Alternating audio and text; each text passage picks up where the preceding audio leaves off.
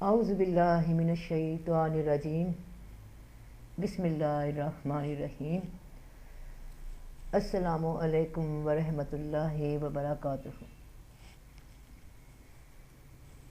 اللہ تعالیٰ نے قرآن پاک کے ذریعے انسانوں کو ہدایت اور رہنمائی کی روشنی بخشی۔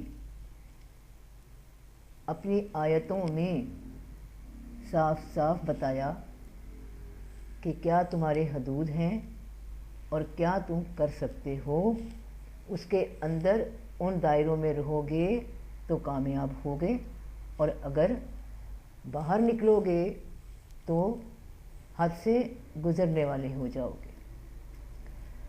قصہ آدم و ابلیس قرآن میں 7 دفعہ دہرایا گیا، اور ان کی آیتوں پہ غور کر کے پتہ چلتا ہے کہ بنیادی کیا چیزیں تھیں، یا وہ بنیادی شے کیا ہے جس نے انسان کو جنت سے دنیا کی آزمائشی زندگی میں اتار دیا۔ لذت بھوک، ایک پیٹ کی بھوک، دوسری جسم کی بھوک۔ جنت میں ان سے یہ لغزش ہو گئی کہ انہوں نے ممنوعہ پھل کھا لیا، پیٹ کی بھوک مٹائی، پھر اس پھل کے کھانے کے نتیجے میں جو جنسی عمل سرزد ہوا، جسمانی بھوک۔ اب ذرا اس آیت پہ غور کیجیے، سورۃ آل عمران۔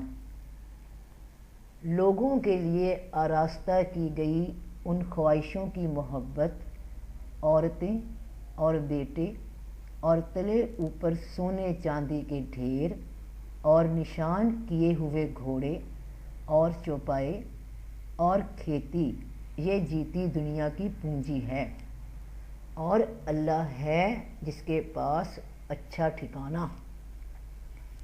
اس ایک مختصر مگر معنی خیز جامع آیت میں اللہ نے واضح بتا دیا کہ یہ خواہشیں آپ کا امتحان لیں گی۔ زن، زر اور زمین، سونا چاندی، جائیداد، عورتیں۔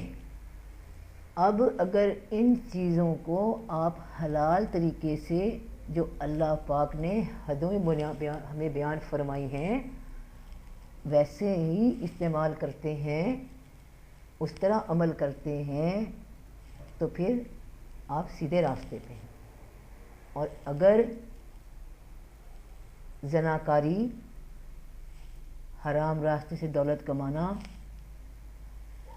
چوری چکاری کرنا، سونا چاندی لوٹنا، اللہ کی حدوں کو کراس کرنا، تو پھر انسان نقصان اٹھا لیتا ہے۔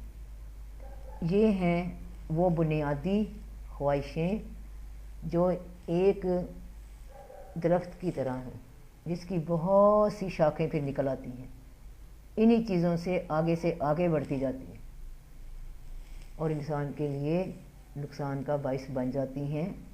یہی ایک لذت کی خواہش، یہ لذتیں انسان کو پھر کہیں سے کہیں پہنچا دیتی ہیں، خواہشات کی شکل میں پیدا ہوتی ہیں، اور اگر حلال حرام کی تمیز ختم کر دی جائے تو پھر انسان کی دنیاوی اور آخری زندگی، آخرت کی، دونوں ہی برباد ہو جاتی ہیں۔ تو اس آیت پہ غور کیجئے، دیکھیے، اور اللہ کی جو حدیں مقرر ہیں ان سے کبھی تجاوز نہ کیجیے۔ یہی امتحان کا باعث بنے گی زندگی میں بار بار سامنے آ کر، تو ان سے بچنا، اللہ کی حد میں رہنا ہی اللہ تعالیٰ کا امتحان میں کامیابی کا ذریعہ ہے۔